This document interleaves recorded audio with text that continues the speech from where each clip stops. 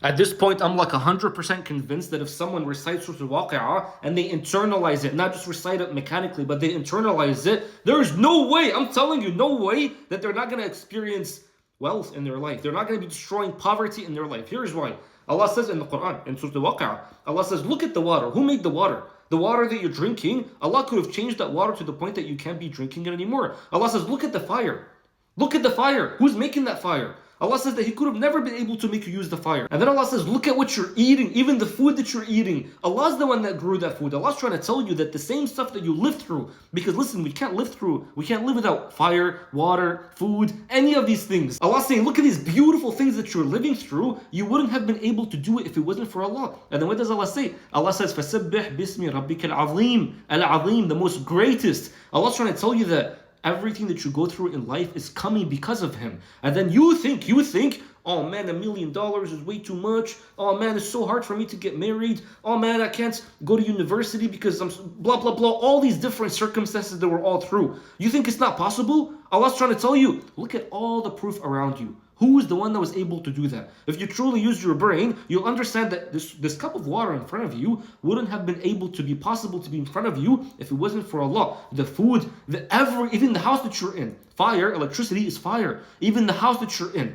wouldn't have been possible without Allah. And then you think, oh, these things are too great. Allah's trying to tell you, if you think those things are too great, you'll never get those things. You'll be living in poverty. Why do you think we're all living in poverty? We're living in poverty because you don't know it, but we're all doing shirk. We say we're not, but we're all doing shirk. Otherwise, why are you thinking a measly $1 million is too much? Why are you thinking having a beautiful house made out of bricks coming from Allah is something so amazing? Why? Why are those things amazing? Those things are not amazing. Allah's trying to tell you these things are not that big of a deal because Allah's the only one that's big of a deal. Allah's the only one that's the greatest. And when you internalize in your mind that Allah is truly the only one that's the greatest, that's when everything submits to you. Why does it submit to you? It sees dunya, sees in your heart the Creator. That's very powerful. When the only thing in your heart is the Creator, dunya submits to you as a result. And that's very powerful. And that's why Allah says, become like as-sabiqun, because those are the ones that came close to Allah, that their ego was annihilated. They went through a state of fana to the point that there is nothing in their heart anymore.